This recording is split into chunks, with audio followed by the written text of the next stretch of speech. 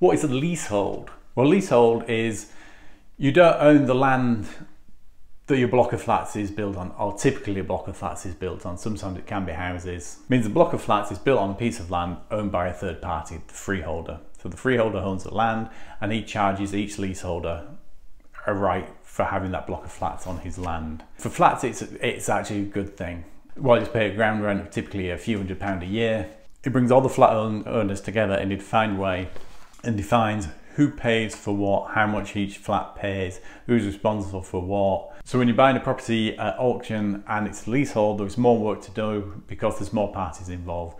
There's a managing agent typically and there's a freeholder, and all those things have got to be checked.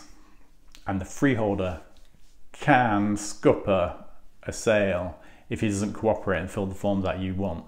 We once had a freeholder that wouldn't fill out a form for us, literally a 10-minute job.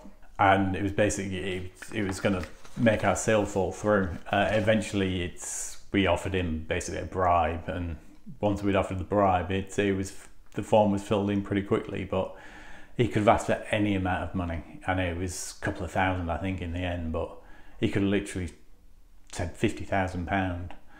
And without that, I even went to MPs and solicitors and they go, there's no law, there's nothing that you can do about it.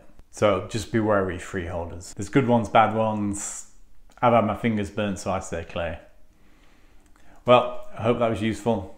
See you on the next one. Bye bye.